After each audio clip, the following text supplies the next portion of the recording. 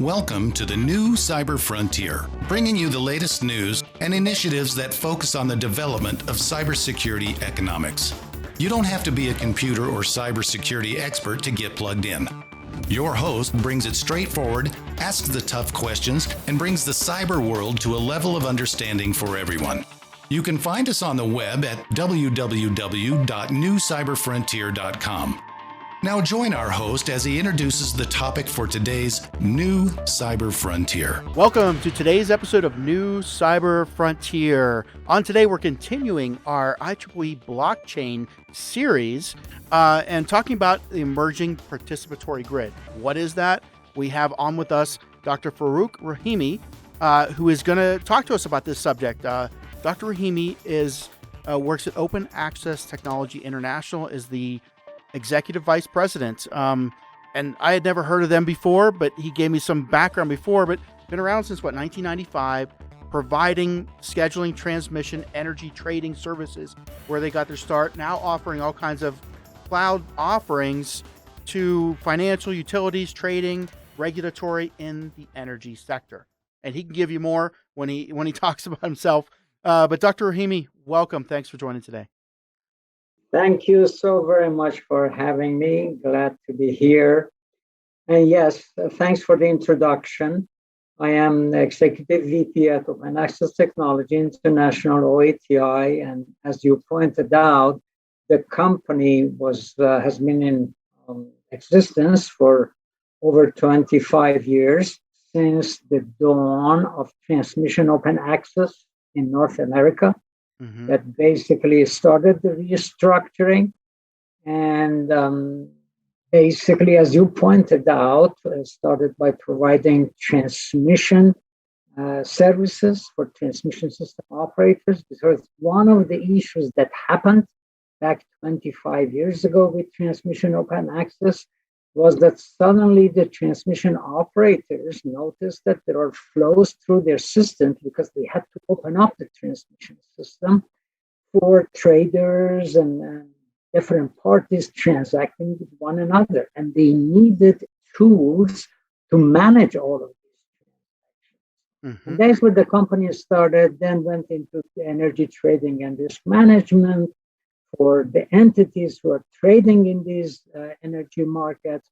And as of about 12 years ago, with the emphasis on the distributed energy resources and the ARA Act, if you remember, the company started leveraging this infrastructure to provide similar services of distribution and grid edge.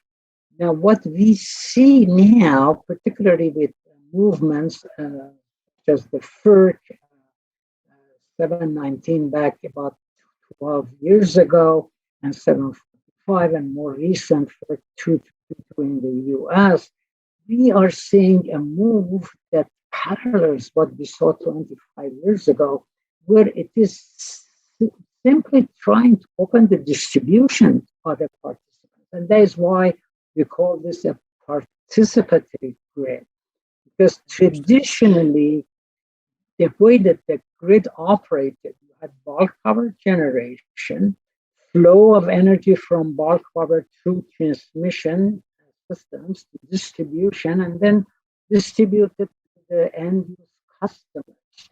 Mm-hmm. The flow of power these days, with proliferation of distributed energy resources, is now becoming bidirectional. You have rooftop solar that can actually feed energy into the local grid, and so the flow of energy is no longer unidirectional. The same way with respect to flow of information. Traditionally, we had information come from the field to control centers. In other words, sensors that would basically take measurements and provide to the control centers. Now we see the flow of information also bidirectional. For example, prices being disseminated to consumers who can then react to those prices, or they have smart devices that can react to those prices and adjust the consumption to the extent possible in order to reduce their charges or maximize the benefits they can get from this agility that the modern technology provides to them. The same thing with the transfer of funds. Previously, it was only funds one directional from the consumers all the way to the utilities and so on and so forth. But now even that is bidirectional, because if you're providing some of these services, signing up with some of these programs, you get some money back. You get, for example, so payment. we're all now participating. But let's take a break. We're going to hear from our sponsors. We'll be right back. Blockframe technology offers next-generation blockchain-managed trust and security. Unique non-fungible tokens are used to secure software bills of materials to provide data quality and security for every transaction in your supply chain. Deploy advanced peer-to-peer product security, scale zero trust capability to millions of IoT devices, allow vendor tracking and accountability, and rapidly reset from compromise. Unchangeable, time-sequenced blockchain data provides next-generation security using machine learning trust algorithms and audit analytics. Start securing your supply chain today by contacting Blockframe at www.blockframetech.com. Welcome back to New Cyber Frontier. On today, talking to Dr. Farrokh Rahimi we talked about participatory grid before the break. And coming into, we're here on our special series for IEEE Blockchain. So kind of coming back to IEEE Blockchain now, you actually talk about your position with the IEEE Blockchain. Yeah, I have been involved with the IEEE Energy Blockchain for a number of years now. And in fact, I was the technical lead for a position paper, Blockchain Transactive Energy, or BCT initiative, that is now becoming popular. It is used as a basis for some of the pilot or demonstration projects that are coming forward to explore how blockchain can, in fact, address some of the issues that we are facing in this participatory grid. Some of these issues have to do, of course, with security, cyber security. Some have to do with issues such as double sale or double payment to the customers, because, as I mentioned, some customers can provide services to the distribution grid under distribution grid utility programs, such as net metering and so on and so forth, and at the same time provide services to the bulk power market either directly or through the aggregators. There are some concerns about double payment. And so blockchain is one of the mechanisms that can address this very easily. In fact, I had an experience. I have been around for about 50 years in this industry. And before joining OATI, I was with California ISO. And about 20 years ago, one of the issues that we had there, as I was market design and market monitoring California ISO, was the issue of double sale through contractual arrangements that we used to call at that time physical inter-SC contract. SC is the scheduling coordinator, and these are participants in the California ISO market.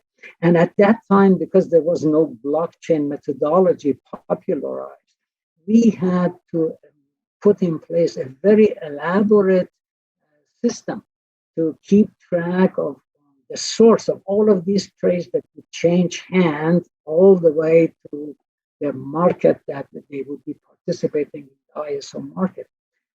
Had we had blockchain technology available at that time, that would have been the natural choice to use at that point to address that issue of double sale. So there are these kinds of issues, double sale, tracking the origin, for example, for renewable energy credit tracking.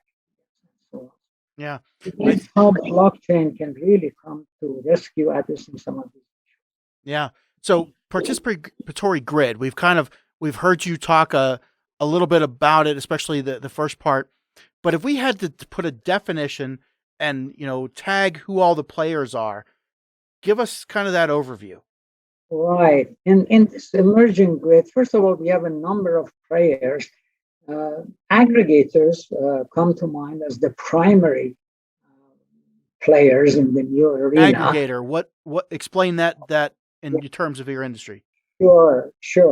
The aggregators are entities who are not really distribution utilities. They are not providing services, energy services to the consumers, but they go knock on the doors and offer some compensation to the consumers in return for their ability to package or bundle their renewable energy or whatever capabilities they have, flexibilities, and then offer them to the market. So the aggregators, and that's really the main thing in Farrokh Order 2222 that was issued in September 2020, and all of these ISO and RTO markets are dealing with that.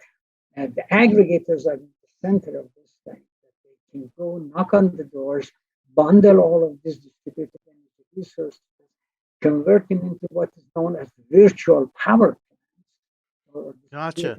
I have heard now power shedding in terms of they can go get 1,000 people that they give them permission to shut off something in their home.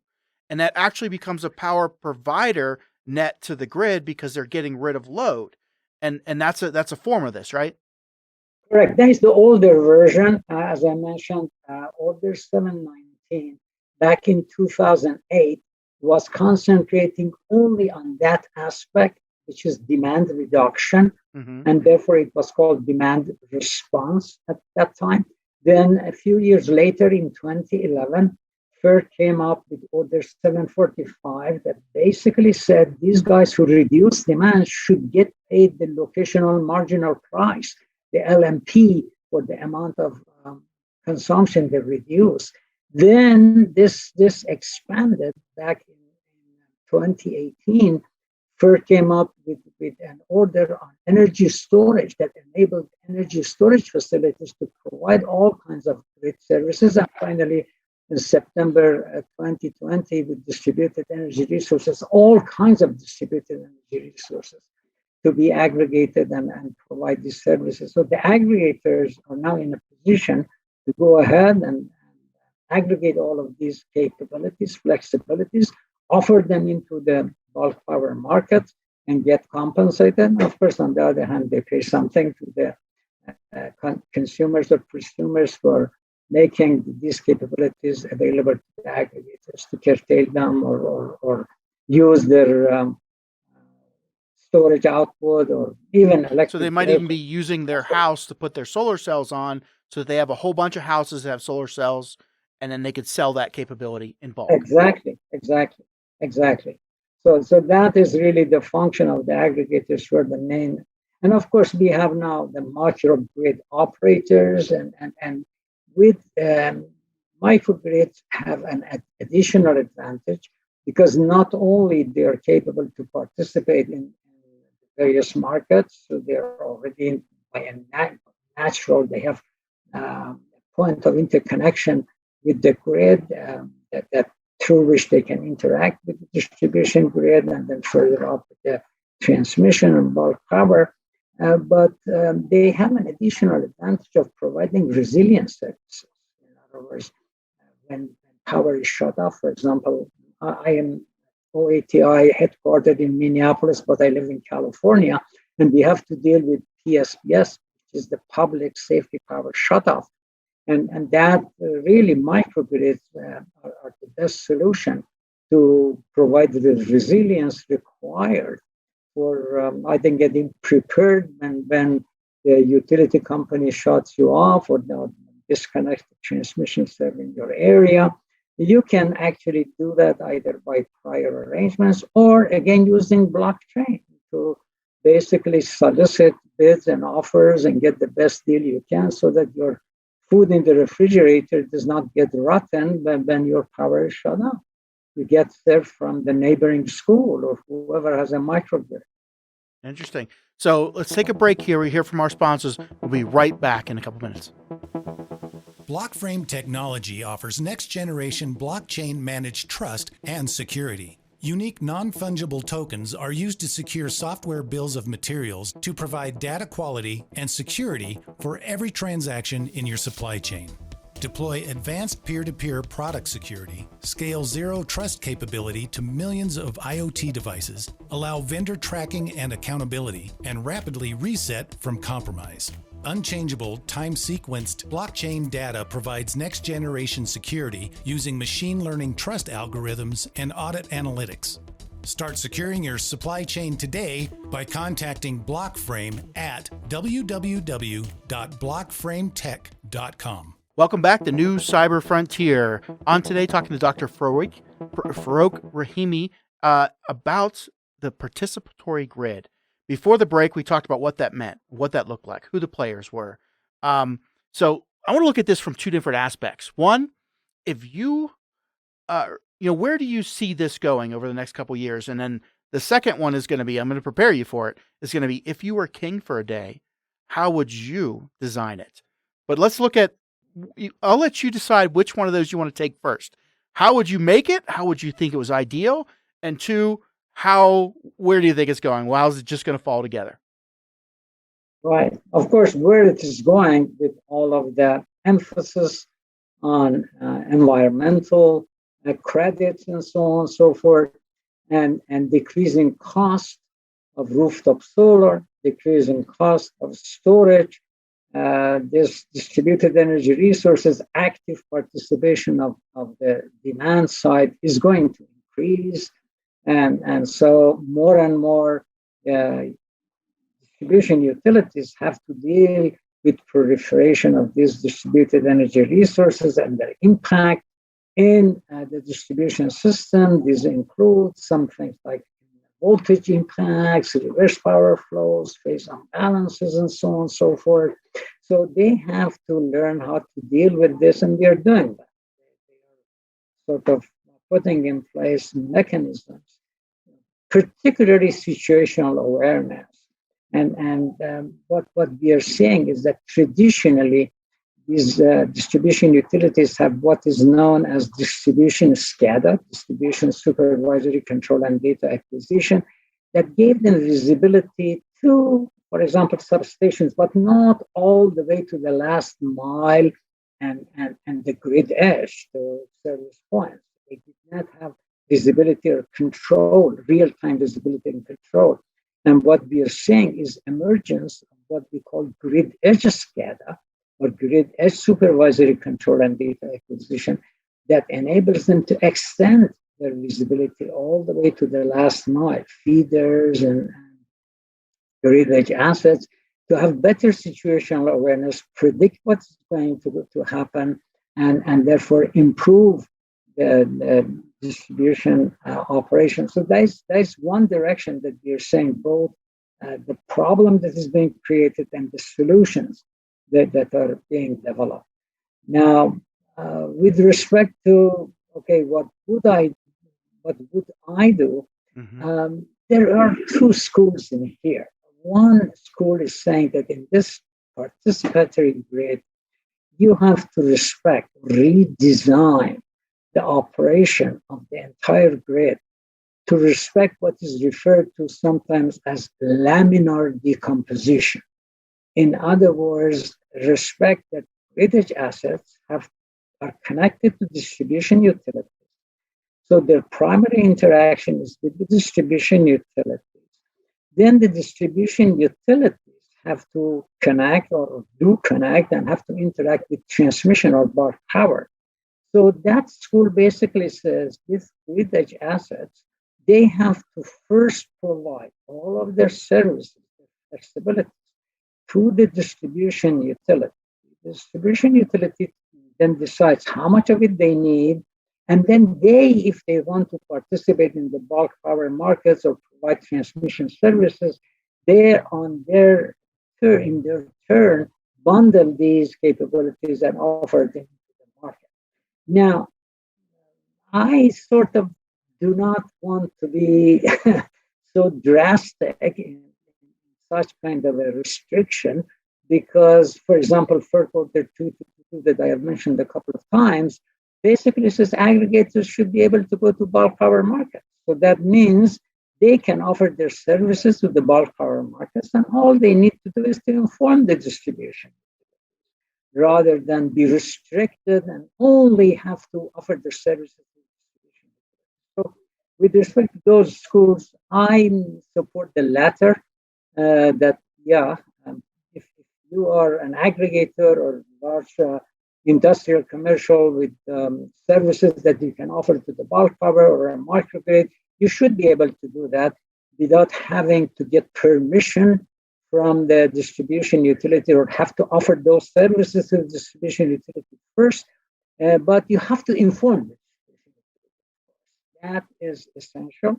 You don't need to disclose the commercial arrangements that you have with the bulk power market. You should tell them what the quantities are, because they need the quantities to assess the impact of what you're doing, what you're participating in the bulk power market on the distribution grid. And it is only fair for them to know that and take actions based on that information. But you need not provide to them commercial information, or you need not be restricted as a grid participant or consumer or aggregator to only deal with them and not go to the bulk power. So that is the way that I take my position in that debate. Okay. So now the series on blockchain. Now we've really kind of talked about the participatory grid. I think I have a better understanding than, and it may be something I didn't grasp fully before. So thank you for that. I hope our listeners caught that as well. But now using blockchain, let's talk about where it goes and what the strengths are. How are we gonna? How's that connect? Right. I already alluded to a couple of examples of how blockchain can save some of the, or address some of the issues. I gave you the example of physical interest rate trade of 20 years ago that we had to deal with. I mentioned the issue of double sale and keeping track of the origin for renewable energy credits. Those are primary examples of how blockchain can actually address some of the existing issues.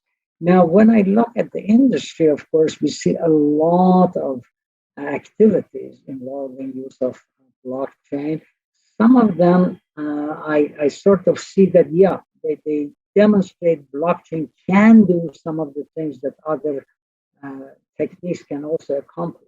But my main emphasis in my work is on the areas or use cases where blockchain can address a specific problem that we are facing in this increasingly participatory grid more efficiently, more securely, and more easily than alternative techniques that we are used to or we have used in the past. So that is the area where I see them. If we looked at that, it's an efficiency, more securely, more efficiently.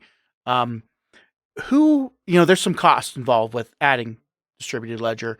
Who absorbs that, and how much reduction, how much savings is there? Yeah, that is a very good question, because we really do not have much of actual field experience to collect statistics and provide basically a number or ranges based on historical analysis. But with respect to what we see emerging, the blockchain, those who offer the blockchain service, they can basically, based on what services they provide, charge a fee, and the users of these services and capabilities that blockchain provides would be happy to provide those, because right now, the example I gave you, participation of grid edge assets or aggregators in bulk power markets for provision of flexibility services and so on. There are transaction costs involved in these ISO markets. There are transaction costs involved for these aggregators. Blockchain can reduce those transaction costs by a combination of two things. One is the smart contracts, and the second one is direct action based on external signals, off the chain signals such as telemetry or metering and so on and so forth. So the value that it brings is reduced transaction costs. And so, but then of course, the users will be willing to pay a reduced fee in return for reduced transaction costs that they would be saving when they participate in this participatory way. So do you think, I mean, there's some costs involved. The aggregators, you said, are already absorbing some of that. Do you think that we end up pushing off higher prices to the consumers? Or is it enough efficiency improvements that we just reduce the costs of the whole pipeline? Yeah, that is a very good question. And that does not relate only to the application of blockchain. It goes even further or deeper. As you have proliferation of distributed energy resources and the consumers satisfying their own needs, then the passive consumers who do not enjoy these capabilities, they have to buy their power from the utility. Now, the utilities, although they are under utility commissions and so on and so forth, they have no way other than to increase costs or increase their rates. However, by new venues to have other sources of revenue, to provide other services, and also the fact that we have proliferation of electric transportation or electrification of transportation, that combination to some extent compensates for that reduced bottom line of the utilities and helps them keep the rates for the passive consumers without having to increase them. Although we already see applications to public utilities commissions by many utilities to increase rates for the consumers just because of that reduced bottom line. Now, blockchain, with respect to these new sources of revenues that I mentioned that the utility can put in place, it is going to reduce the cost for the utility to procure and manage those services as new sources of revenues. Even for electrification of transportation. Mm-hmm. The utilities are gradually displacing the oil companies in that respect. As you have more electric vehicles displacing the gasoline fueled vehicles, like in California, they're pushing it to prohibit the sale of gasoline fueled vehicles. So it's just a natural progression. 2035, yeah. Just the next natural progression of technology that we know from years past.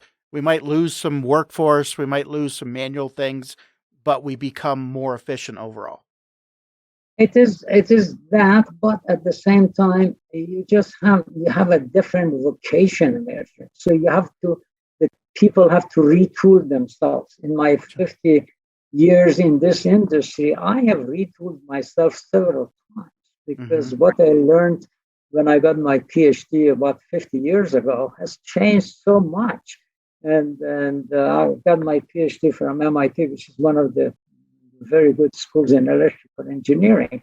But then what I learned then is useless now. If I wanted to only stick to that, I have had to retool myself several times. And the most recent is, of course, with respect to transactive energy. I'm a member of GWAC and have been active in that area.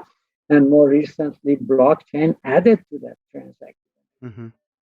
Yeah, definitely a new world order I'm hearing here in all these discussions. But it kind of, as we walk to the end of our time, what's What do you need help with? What kind of outreach do you need people that might be listening to this to engage with?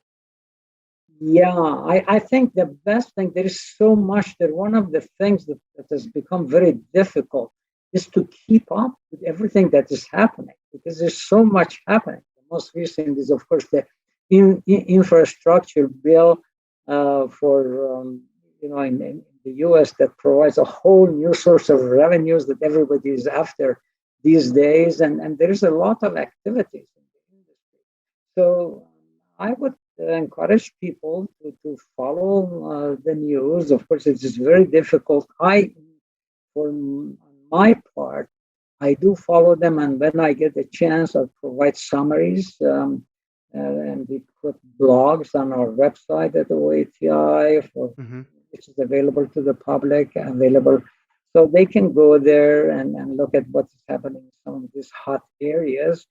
I have had several recent blogs on, for example, Farrokh Order 2222, which addresses some of these issues, participation of grid edge assets in the markets, what various ISO RTOs are doing. New York ISO and California ISOs have already done their compliance filings, and some others, multi-state ISOs, who have asked for an extension, and they're doing their filings early in 2022.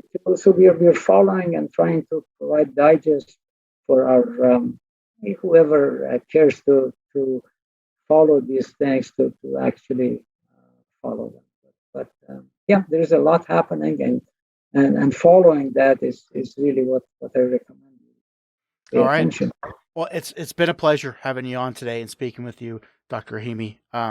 We definitely appreciate you being on. Thanks. Have a great day. Very much. Pleasure is mine, and thanks for the opportunity. And thanks again. All right. You heard it here on New Cyber Frontier. Thanks. We hope you have enjoyed this episode of New Cyber Frontier. Remember to get involved. Often we think that someone else will handle privacy and security in the virtual world, but you are the only one truly in command of your virtual fate. Join our mailing list so we can keep you informed of breaking news and new releases. If you have an idea, if you have a question that you would like to hear answered, or if you want to get involved with our efforts, reach out to us at newcyberfrontier.com. We also encourage you to visit our sponsors' links, as they are the ones that really make this show possible. I want to thank each of you for supporting the show, and we look forward to seeing you back for the next episode of New Cyber Frontier.